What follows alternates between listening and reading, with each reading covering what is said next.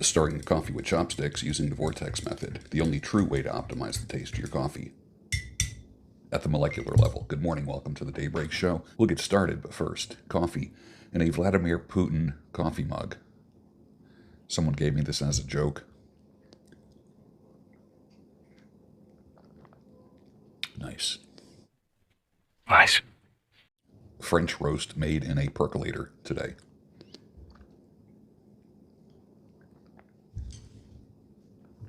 The rooster is upside down today and crooked. Those of you who've been with me for a while know the meaning of that.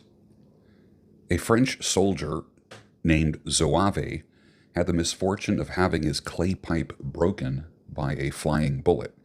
Needing a smoke, he decided to try rolling his tobacco in a piece of paper torn from the bag that his gunpowder came in. This worked, but in 1894, the Bronstein brothers figured out the process of interleaving papers in a zigzag manner and putting them in a convenient paper booklet that took the market by storm. Hence the product zigzag cigarette papers, which are one of the first beards used in commercial advertising. Here's an interesting motorcycle. The Yamaha PG1 looks similar to the Honda Trail, the CT125. I believe this motorcycle is better looking than the Honda. Bigger tires. It looks pretty capable. The only problem, from what I'm seeing, is that it's 114 cc's. Good for country roads, good for small towns. But if you need to jump on the highway for a quick jaunt, for a couple exits, I think it's going to be more dangerous than anything else. I love the small commuter motorcycles. This one isn't fully step through, but I get the design. And I don't know if they're copying the Trail or not. I think so. I think the Trail was the first design to kind of look like this. But I do like this look better than the Honda Trail. But it's that 114 cc's that just ain't doing it for me. I don't know. Hey, let's talk about winners. Sometimes winners quit, pivot, or redirect their resources or efforts. Yesterday, I quit something that I was spinning my wheels on and just getting nowhere. Now, that fuel will be better spent on existing successful pursuits. Sometimes it's okay to quit something and start something else, or redirect your efforts into something else. I've always loved this phrase by Karen Blixen: the cure for anything is salt water, sweat, tears, or the sea. Isn't that the truth? Getting a good sweat in is you just feel magnificent. You know, when you sit in a sauna, how therapeutic is that? It's beautiful. Tears, getting a good cry every now and then. And something has to break up a log jam. You know, there's people that can cry, on direction, just the snap of a finger. And then there's people where it has to build. What kind of person are you? Do you cry easily? Or do you wait for things to build and then just something small triggers it, and then the windows of heaven open up and then your face becomes, Niagara Falls? I think I'm like that. I think things build up and then just like one little thing will happen and then you just got to let it out. I used to call that having a good cry, but you don't do it publicly. Someone asked me once, is it okay for a man to cry? I say yes. Birth and death, birth of your children, the death of a loved one or a friend. Other than that, keep your tears to yourself. And then one day you find 10 years have got behind you. No one told you when to run. You missed the starting gun. Pink Floyd, 1973. Such a great song. The Walking Dead and Fear the Walking Dead are actually survival tutorials for any big emergency crisis. Gee, I wonder what that could be and if it might be happening soon. But it was disguised as an apocalyptic zombie drama, and I hope that when you watch The Walking Dead that you kind of took mental notes as to who the real enemy is. And it wasn't the zombies. So when SHTF happens in America, or in your country, or wherever you are, you'll have to be looking out for people who you never thought you'd have to look out for. I changed the lyrics to a famous song. Now look at them congressmen. That's the way you do it. You make the laws in Washington, D.C. That ain't working. That's the way you do it. You get your money for nothing and your chicks for free. What song is that from? An 80-year-old guy said to me, "Remember these words and you'll always have money." And I said, "What words?" He replied, "Stick 'em up." The humor of the older generation is amazing. I think the guys that are older than me, like my parents' generation, I think they are the funniest. I think that's the best sense of humor. I don't think anyone has a sense of humor anymore. I think a sense of humor is gone. As soon as we started to come up with political correctness, there's nothing funny anymore. Even comedy isn't funny. Very few. The golden age of comedy, was 40s, 50s, 60s, 70s, and 80s. After that, once the 90s came, it's just a handful of funny guys out there. But comedy is not funny. I remember when comedy took a turn and started getting real foul. Like, there's always been dirty jokes. But if you go to a comedy club, man, the F-bombs are just flying like bullets. And I remember, growing up, you just didn't hear people cursing in comedy. And it wasn't vile and toxic. Comedy now, number one, it's not funny. Observational humor is gone. And everybody's so damn sensitive. What are your thoughts about that? You probably were never told to look out for tit-for-tat behavior in women, were you, sir? Example, like you do something offensive unintentionally, or you overlook something, or you honestly forget to do something. Know that it's being logged in her head. Women are scorekeepers, as someone said. All women are archaeologists. They love digging up the past. They're experts at it. They're scorekeepers. And I have said, especially Italian women. That's just my opinion. There's very few that aren't, and the few that I know that are in my circle are cool. But overall, I'm telling you. Now, some people say, well, that's all women. I don't know. I have a little more experience in that area than most. And when you least expect it, she will do the same or similar thing back to you. And when you bring it up, she'll say, well, you did it to me. Just more passive-aggressive nonsense. Probably a reason why I wouldn't choose an Italian woman for a mate. They never forget, ever. Can you imagine playing ping pong like that? Behavioral ping pong. You do something, like I said, unintentional, and then she does it back to you on purpose. Can you imagine that for the next several decades? Brother, I'll tell you, it's better to live on the corner of a roof than to live with a contentious woman. I'm absolutely convinced that the best things in life are aged and seasoned. Wine, cheese, whiskey, rum, artwork, tobacco, classic furniture, and even a good woman. An aged woman, a seasoned woman? Yeah, I think so. All those things are beautiful in their own right. You don't gobble down aged cheese. You don't gulp a nice wine. You sip. You savor the flavor. You appreciate the years that it represents and everything that went into it, the good and the not so good. Every taste, touch, smell, and sound is special with things that are aged and seasoned. It's so funny. Someone said, what's it like to be older? And for me, being older means having just more control, more self-control. Now, I lose it every now and then. I do have an anger problem. And when people have pointed that out in the past, I just say thank you, as if that's like a bad thing. Anger can help save lives. Anger can motivate. So don't be so quick to get rid of your anger. Manage it, but don't lose it. Maintain your ability to be empowered by passion. Don't let someone take that away from you and let the air out of your tires. But I noticed after the gorilla is in the back seat. Now, some people say, what is this gorilla you're talking about? When a man is younger, the gorilla is his sex drive. It's like a gorilla in a cage trying to get out, shaking the cage.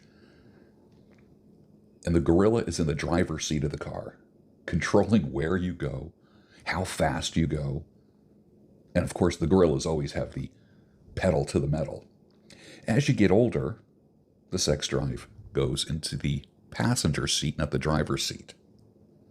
And it doesn't play as prominent a role in the direction of your life. I mean, how many guys will drive 2 or 3 hours or get on a plane for a little bit of vitamin P? I mean, everybody's done it. And it's ridiculous, the stuff that guys do. It's crazy. And then when you get older, the gorilla is in the back seat, even further away from the steering wheel and the accelerator, and has very little control over your life except making suggestions from the back seat. And then when you get older than that, the gorilla's in the trunk or outside the vehicle. Someone once said, what's it like to have lower sex drive? And I'll never forget, one person's answer was, whew, thank God that's over with. I got banned from Twitter on November 20th, 2020, for saying that the Ooga Booga virus was actually a plandemic. Plandemic. There was nothing random about this. This wasn't just some strange flu going around. There was a whole thing going on. I mean, in order to get the shot, roll up your sleeve and get the shot, they were giving you a dozen donuts, giving you a day off from work, paying $600. The bribery was unbelievable, and it wasn't because they love you. Look what's happening now with everything from turbo cancers. How do I know this? I give blood, and the Red Cross is begging for my platelets, begging for them. Why? Because people are dying of blood cancer, and it's happening. It's not even happening in stages. It's like from 0 to 60. People getting diagnosed with stage 4 without even having stage 1. No warning signs. Just, oh, you got stage 4. What the hell? There's going to be hell to pay. I was saying it here almost 5 years ago. And I had to talk in code. No more fucking talking in code. Did you fall victim to that? Did you believe the bullshit and the propaganda? Did you? You might have. I am happy to be a pureblood. Very happy about that. I saw that shit coming from a mile away. There's no such thing as, hi, I'm from the government, I'm here to help. C.S. Lewis says, we make men without chests and expect of them virtue and enterprise. We castrate geldings and bid them to be fruitful. And then we're shocked to find traitors in our midst. Boy, if that doesn't describe men today, I don't know what does. Let me ask you this. If the government is all about equality, why are there incentives for minority-owned businesses? A husband can make his wife the founder and CEO and call it a minority-owned business.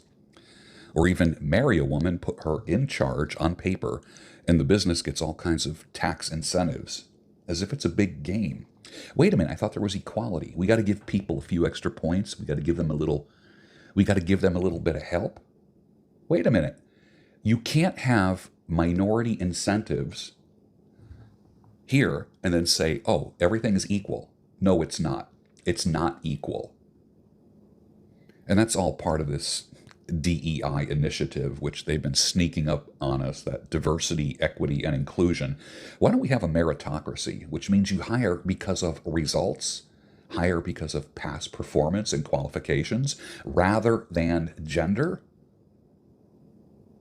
or skin color, or what the fuck's the latest thing? Neurodiversity? Are you fucking kidding me? There's another fucked up word.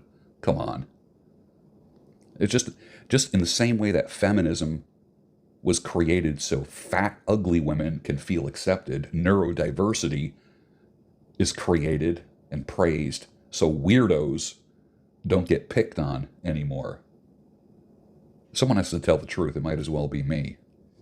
Did you know that you can be married and still not have a significant other? Isn't that the truth? Alone in the night as the daylight brings a cool, empty silence, the warmth of your hand in a cold gray sky, it fades to the distance. The image has gone, only you and I. It means nothing to me. This means nothing to me. Oh, Vienna. From the band Ultravox in 1981. If you know the song, you know what I'm talking about. Here's a great meme called How to Talk to Women. And the guy is saying to the girl, where's your head covering? You know, and they're in a church. Okay, you see pews in the background. The last thing I want to see in church is cleavage, makeup, curves, legs. That's the last thing I want to see. You go to any modern church today, especially Protestant or evangelical, the come as you are rock concert churches, you might as well just be going to a club. The church has become no different than the world. Remember the phrase, put on your Sunday best. I remember putting on a suit. I would get a new suit every Easter when I was a kid, and new shoes. And you polished your shoes and you looked good. You put on a bow tie or a little tie, and you went to church. You put on your quote-unquote Sunday best. Is there such thing as your Sunday best anymore? I'm not even sure. The former manosphere, and I say former because it no longer exists, ended up being a shit show sphere, could learn something about calling people friends. Way too many people in the manosphere call each other friends, or my good friend. No one's your friend, believe me. Take my word for it. Been there, done that. I hope everyone has learned their lessons. So there are people who you know, and if they're friendly to you and you're friendly to them, they're a friendly acquaintance, but they're not your friend. Oh, my good friend, this person's my good friend. They're not your good friend. You're one disagreement away from wanting to kill each other. So stop it with this friend stuff. It's friendly acquaintance.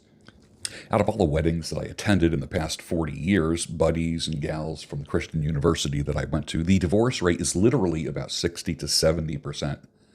And there's still guys on social media, particularly X, self-proclaimed trad bros, Catholic bros, reformed bros that say, well, just marry a woman that doesn't believe in divorce. X is the single most delusional place on earth. It's a magnet for men that are in denial.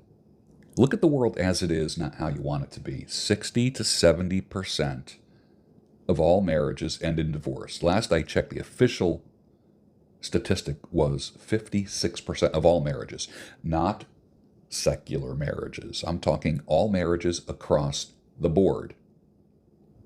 Marry a woman who doesn't believe in divorce. Really? She doesn't believe in divorce until she believes in divorce. And some of you bros have experienced that. And I know, sir, you have as well. Here's a controversial thing. Throw out that nasty crime scene bed of yours and those nasty sheets and pillows.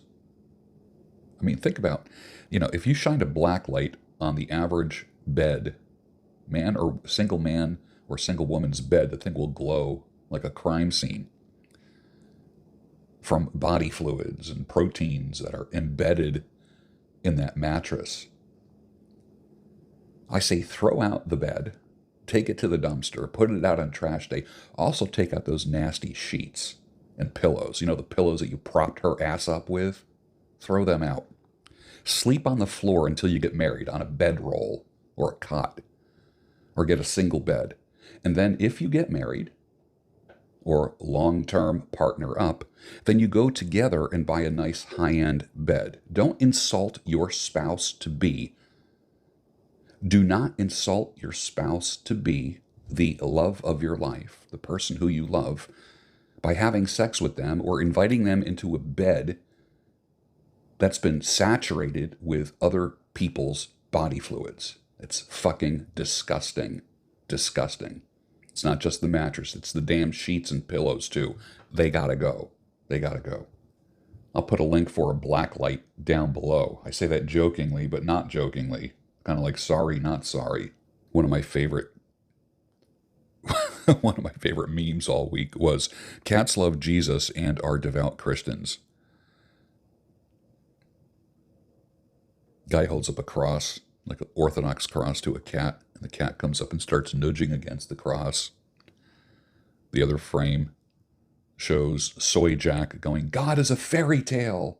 I can't believe you believe in a sky daddy.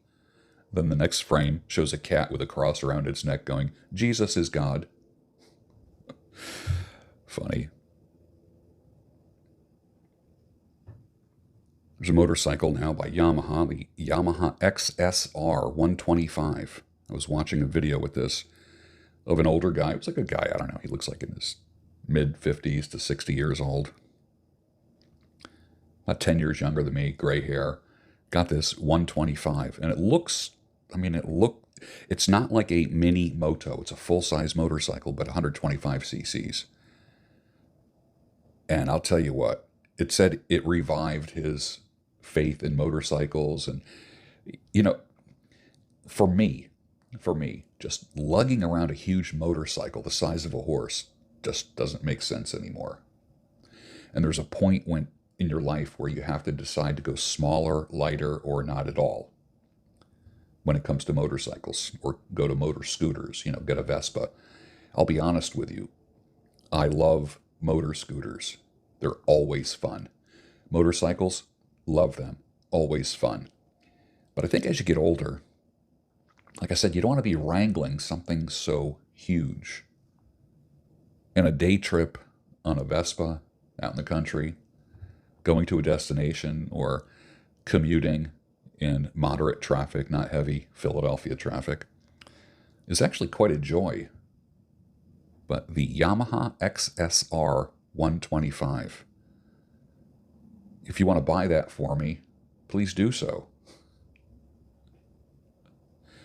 Beautiful bike. It looks like a scrambler. Upright seating position. I don't know if I'm over the cruiser style yet. I just find that, like with my hips now, that when I'm sitting with my feet forward, my hips get sore. Like in the sitting position, like with your feet, your knees in front of you, as opposed to riding a cycle where your feet are kind of like below your hips. So when you see a bump coming, you kind of like put your weight on your feet a little bit, and you allow your legs to kind of be shock absorbers as well, or you kind of stand up a little bit on the pegs. To me, I think that's a more natural position rather than sitting with feet forward. And I'm starting to realize that because I've been driving feet forward motorcycles, cruisers, and motor scooters for the longest time. And after a day of riding in feet forward position, cruiser style, the hips just don't feel good anymore. They're kind of sore.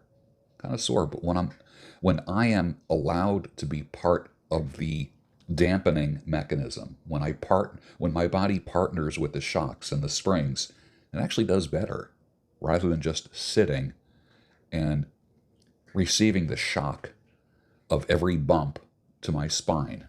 I don't know if it's just age or what I would think it's age. Well, politics here.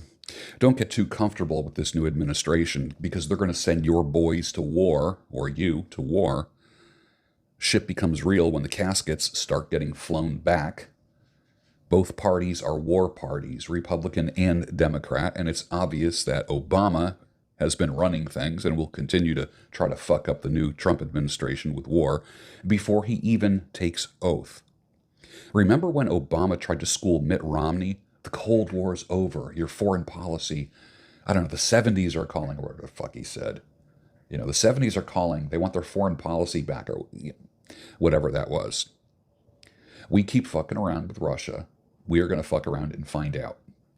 And I think, generally speaking, the American system is so fucking prideful and arrogant and colonizing and corrupt It's actually quite disgusting what we do to other countries, how we demonize entire people, like entire sectors of people. We do that as a country. Amazing, right? We give money to one country to bomb another country. So we're elevating one group of people and kind of putting down another group of people. And our tax dollars are paying for that. The Honda DAX, DAX, is called the ST125. 106 miles per gallon. Just came to America. I haven't seen any on the road. I'm not sure. It's got the smaller tires. It is considered a mini moto, just like the Honda Trail, the Honda Super Cub, the Honda Monkey. Good for around town, but like I said, for that little 2-exit jaunt on a highway, I don't think it's going to work. I think it's actually dangerous, especially, with trucks, tractor trailers, and such. Just not a good vehicle for that. But I'll tell you what, man, I get excited when I see 106 miles per gallon. Do what makes money and the money will follow. Way too much nonsense about what are you passionate about? That's not the way to make money. Get a hobby or a side gig. We're now 2 generations into people following their passion. And Americans have the average of $3,800 in the bank and couldn't live more than 3 to 6 months if their current income stopped. Money is more likely to create conditions of happiness and safety than broke ever did. This is why you need to get the money, make money a priority. I did not say fall in love with it. I said respect it and prioritize it. So you need to get out of your feelings because there's no money there.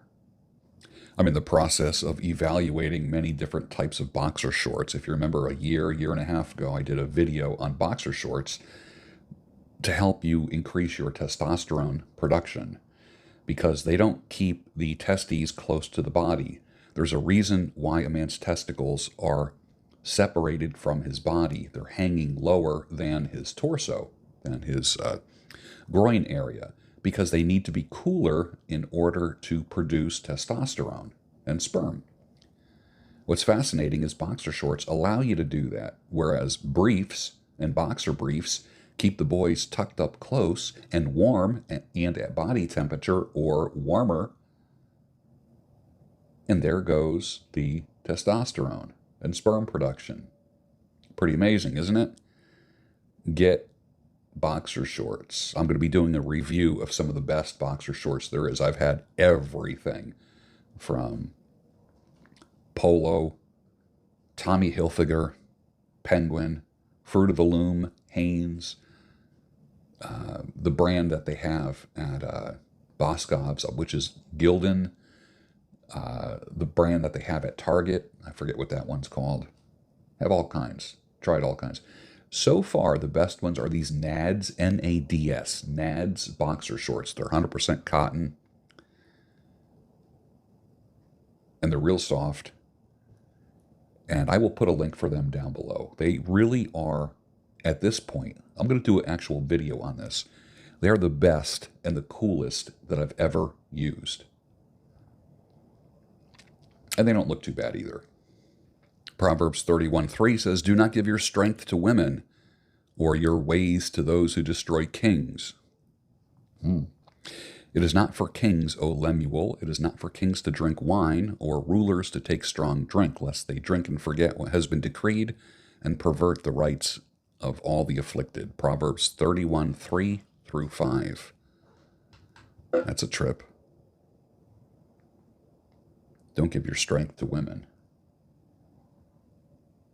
And if you admit it, sir, you did it, and it caused you trouble, didn't it? Quick observation about President Trump. This is not the truly make America great again Trump. But what we are experiencing now is not the 2016 Trump. I'm not excited about the administration. His cabinet picks way too many dual citizen-ish kind of people. Way too many Israel voodoo Zionists, sending money to other countries to kill other countries. I mean, come on, stop it. All right. Fuck Ukraine and Israel, the governments, not the people, not the people. Why are we supporting governments like that? What the hell's that all about? We got homeless people here. We pay high taxes. Gas is super expensive. Food costs have doubled and tripled. What the hell's going on? This is what I want my president to do. Keep us safe. Close the fucking borders, okay? Keep us safe. You know, like there's a reason why I lock my doors at night. There's a reason why you lock your doors at night. We need to lock the doors to this country and just not allow everyone to come in and start collecting benefits. That's fucked up. Let's get real about that. Keep us safe. Keep gas and food prices low, and minimize our taxes, or eliminate them because taxation is theft. But think about it. That's all I want my president to do. I don't keep your fucking, like, all of the sexual stuff, stop it. The diversity, equity, inclusion, fucking stop it. Make our military again. Make us strong again. Make us a manufacturing country again. Instead, what are we doing? Most of our manufacturing is the military-industrial complex. You know how much money there is in war? More than there is in anything else. It's ridiculous. So this is a different Trump.